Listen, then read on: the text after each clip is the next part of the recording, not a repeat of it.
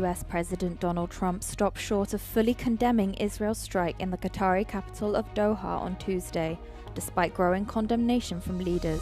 An international activist group seeking to deliver aid to Gaza on a flotilla says one of its boats was hit by what it believes was a drone while docked in Tunisia.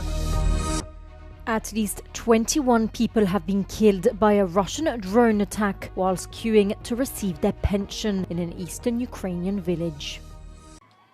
US President Donald Trump stopped short of fully condemning Israel's strike on the Qatari capital of Doha on Tuesday, despite growing condemnation from international leaders.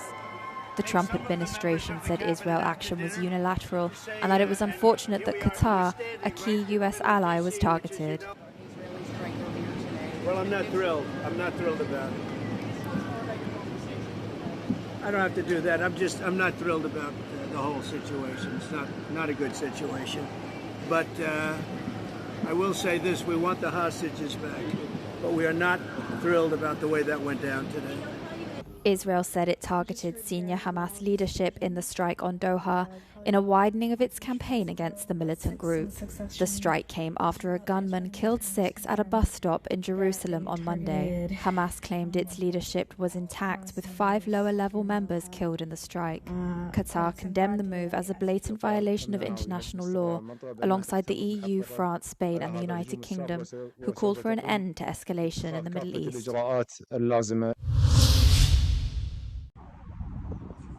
Israel has carried out an attack on the Hamas leadership in the Qatari capital, Doha, on Tuesday. Israeli officials confirmed the strike targeted senior Hamas officials, further widening its campaign against the militant group.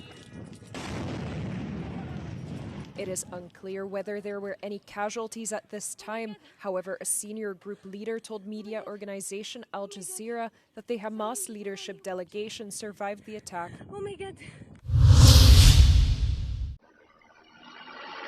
An international activist group seeking to deliver aid to Gaza on a flotilla says one of its boats was hit by what it believes was a drone while docked in Tunisia.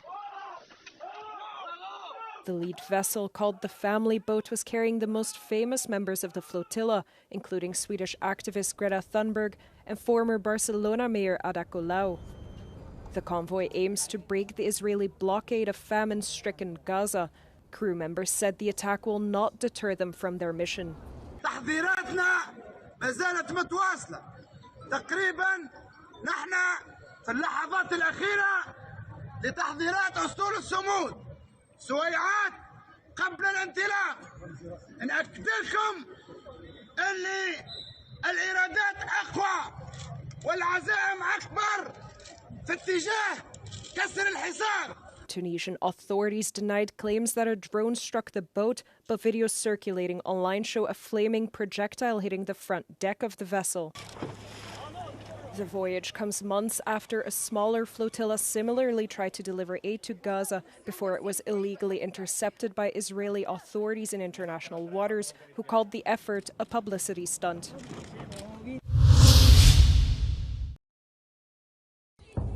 Сьогодні 9 вересня. 10:40 стався обстріл.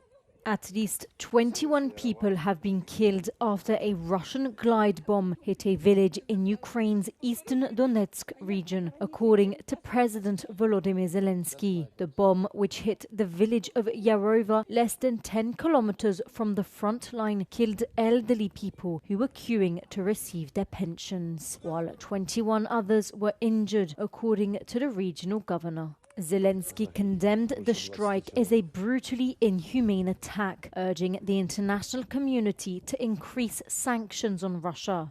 The city of Zaporizhzhia was struck with Shahed drones, leaving several people injured and setting homes on fire. One local resident described the scene. Вчера я вышел, и там горит после взрыва, и дождь пустился. Я в подвал забежал. Спрятался. Второй буквально там через 5 минут. 6 числа нас вот тут бомбило, там сережки дома бомбило, соседа жену убила. Тут тетка Танька в больницу попала, соседка. Meanwhile, the central part of Kherson was also attacked overnight, causing a fire that burnt down trade kiosks in the city's market. A total of 84 drones were launched overnight on Ukraine, of which, according to its armed forces, 60 were downed.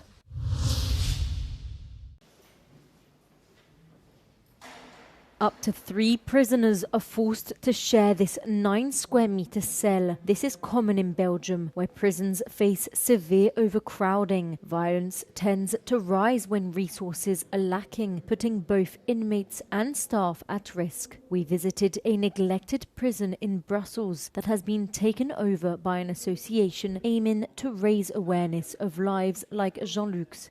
He returned to the very walls where he spent 18 years, enduring many difficult moments. Bien sûr qu'il y a des tensions. Moi, j'ai été victime de 4 tentatives de meurtre, dont une à 18 ans, où un gars est rentré dans ma cellule, il croyait que j'avais tué sa copine, et qui m'a massacré. Et je me souviens que les gardiens m'ont sauvé la vie, ils m'ont emmené dans la douche, j'étais tout nu là, et il y a l'eau qui coulait, et je déféquais entre mes fesses, et je pissais le sang. On n'oublie pas les images comme ça. Experts say psychological and family support are essential for improving inmates' behavior, but overcrowding hinders the process. On n'en a pas d'assistants sociaux, de médecins, de psychiatres qui prennent en charge cette question pour permettre à ces personnes de sortir dans un meilleur état que dans lequel elles sont rentrées. Et donc, on voit que la prison crée beaucoup de problèmes et crée de l'insécurité, puisque le taux de récidive de personnes qui recommencent est très élevé en Belgique. Donc, on voit que la prison est un échec dans la sécurisation de la société.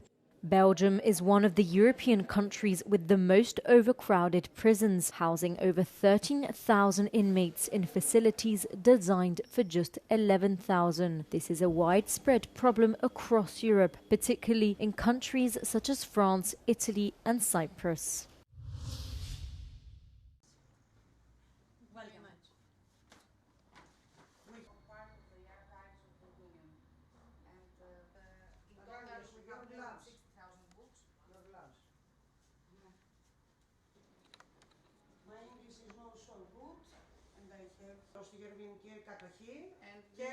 Vice president during German occupancy, and he saved lots of the books.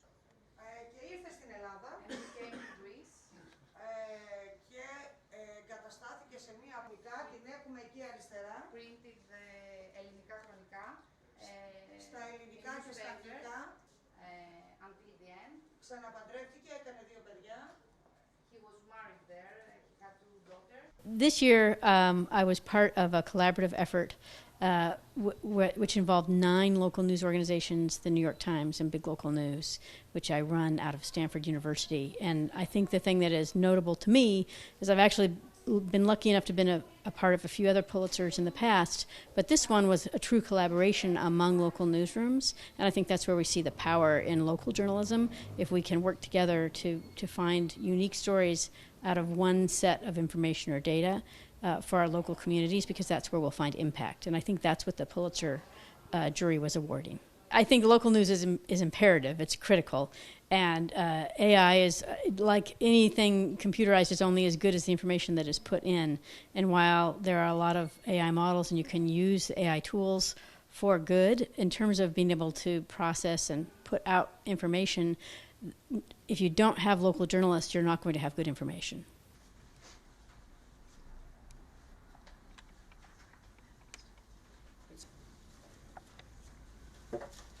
Both. I think it's for the better and for the worse, and I think that's true of any new tool. We can find good ways to use it and bad ways to use it, and so we have to be vigilant and make sure that we're using it toward the good. So I think the challenges for journalists is, one, to make sure that they're keeping the human involved in the AI loop, as they say, because otherwise we'll end up with misinformation, and we have to be very careful about that. And the other challenge for journalists is learning to use AI effectively so that they can scale up what they are doing and have greater impact.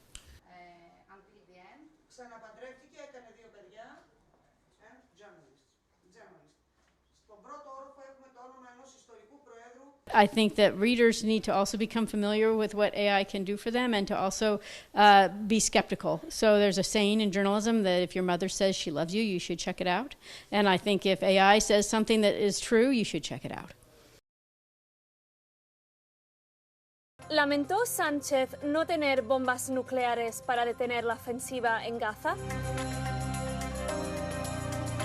Varios medios de comunicación españoles reportaron este lunes que el presidente del gobierno de España, Pedro Sánchez, lamentaba no tener armas nucleares para frenar la guerra entre Israel y Hamas en Gaza. Los comentarios de Sánchez provocaron la reacción inmediata del líder de Vox, Santiago Abascal, quien lo acusó de querer tener armas nucleares para defender a Hamas. Pero, ¿qué fue lo que realmente dijo el presidente del gobierno? España, como saben, no tiene bombas nucleares, tampoco tiene portaaviones ni grandes reservas de petróleo. Nosotros solos no podemos detener la ofensiva israelí, pero eso no significa que no vayamos a dejar de intentarlo.